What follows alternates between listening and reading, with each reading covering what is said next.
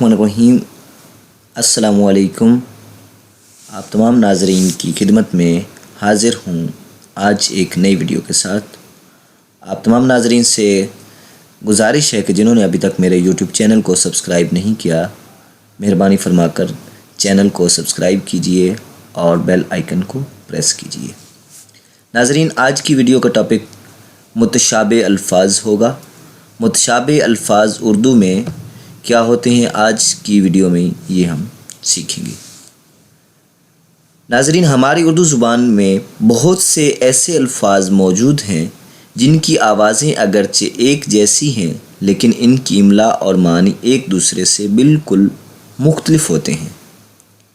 यानी कि हम इनको बोलने से पहचान नहीं पाते कि ये इस लफ्ज़ का मतलब क्या होगा, जबकि उसके सियाक़ व सबाक़ को हम बग़ौर ना सुने, पढ़ें या ना देखें, हमें उस लफ्ज़ की मीनिंग का पता नहीं चलता। जैसे कि मैंने एक लफ्ज़ बोला है आम, मिसाल दे रहा हूँ, जैसे कि एक लफ्ज़ आम है, अभी तक आप इसमें जज नहीं कर पा रहे, कंफ्यूज होंगे कि ये आम खाने वाली बात की जा रही है या कोई आम सी बात हो रही है, इसमें अभी आप कंफ्यूज रहेंगे।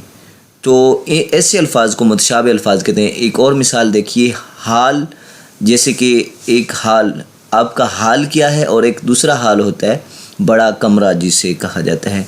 एक हाल कैफियत हो गया और एक हाल बड़ा कमरा।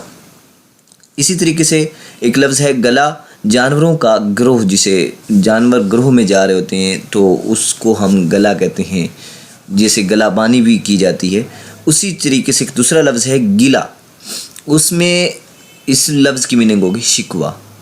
उर्दू में ऐसे बहुत सारे अल्फाज मौजूद हैं उर्दू ज़ुबान में जिनको हम मुतशाबे अल्फाज कहते हैं। इस किस्म के अल्फाज को जो बोलने के बाद नहीं पहचाने जाते जब तक कि उनके सियाक़ व सबाक़ का ना पता हो, यानी कि उससे पहले वाले अल्फाज क्या हैं या उससे आगे के अल्फाज आएंगे। जुमले में ऐसे अल्फाज को जब आप सुनेंगे तो तब पहचान पाएंगे जब उनके पहले और बाद वाले अल्फाज को आप सुनेंगे, देखेंगे या उनको पढ़ेंगे। दर्ज झेल में मुतशाबे अल्फाज की इमला और इनके माने के फ़र्क को वाज़ेह किया गया है। कुछ मिसालें यहाँ पे आज हम डिस्कस करेंगे और आप इनको बगौर देखिए। लफ्ज़ है आरा। आरा लकड़ियाँ चीरने वाला एक आला भी होता है, और दूसरे एक लफ्ज़ है आरा जिसका मतलब होगा राय की जमा, यानी कि एक राय दी जाए तो उसे राय कहा गया। अगर एक राय से ज़्यादा आ जाती हैं तो उसको हम आरा कहेंगे। इसी तरीके से आम, यानी कि एक फल, और एक आम मामूली सी चीज़ होती है। आर, आरी चीरने का औज़ार जिसे आर कहते हैं, और दूसरी एक आर होती है जिसमें हम शर्म महसूस करते हैं, शर्म, इसको भी आर ही कहा जाता है। एक लफ्ज़ है अर्ज़। अर्ज़ अलिफ रेस ज़्वाद से देखें तो इस अर्ज़ को ज़मीन कहते हैं, और ऐन रे ज़्वाद अगर देखें तो इसका मतलब होता है चौड़ा, चौड़ाई, इल्तिजा, ये इसके मीनिंग हैं। एक अर्ज़ी ज़मीन से तल्लक रखने वाली, दूसरी अर्ज़ी दरख्वास्त होती है। अमारत अमीरी को कहते हैं और एक अमारत मकान को कहते हैं। अलम, रंज, दुख या मुसीबत, गम को आलम कहा जाता है। एक दूसरा आलम होता है जिसका मतलब होता है झंडा। एतराज़, बचना या परहेज़ करना, इसको एतराज़ कहते हैं। एक एतराज़ होता है किसी की ऐब निकालना या किसी की कोई गलतियों को ढूंढना या किसी की गलतियों पे कोई नकाइस पे या किसी के नुक्स पे कोई बहस करना, उसे कहते हैं एतराज़।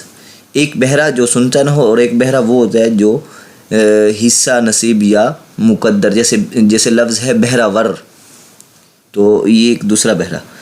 बेबाक, नडर, बेखौफ, और एक बेबाक अगर क्वाफ नुक्तों वाली आ जाए तो उसे कहते हैं हिसाब साफ़ कर देना, हिसाब चुका देना, यानी कि आपका और मेरा हिसाब बेबाक हो गया।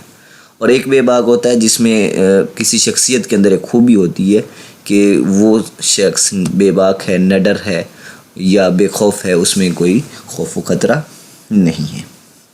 नाज़रीन, इन अल्फाज के अलावा भी बहुत सारी मिसालें उर्दू ज़ुबान में मौजूद हैं جن کو ہم متشابہ الفاظ کہتے ہیں۔ ایسی سارے الفاظ جو آج ہم نے ڈسکس کیے یا اس کے علاوہ کچھ ہوں گے تو جن کی بولنے میں ایک جیسے ہوتے ہیں لیکن املا یا ان کے ہیجوں میں فرق ہوتا ہے، تو ان کو ہم متشابہ الفاظ کہتے ہیں۔ انشاءاللہ اگلی ویڈیو میں ملتے ہیں ایک نئی ویڈیو اور ایک نئے عزم کے ساتھ۔ انشاءاللہ ایک نیا ٹاپک آپ کے لیے لے آؤں گا، تب تک کے لیے اجازت دیجیے، اللہ حافظ۔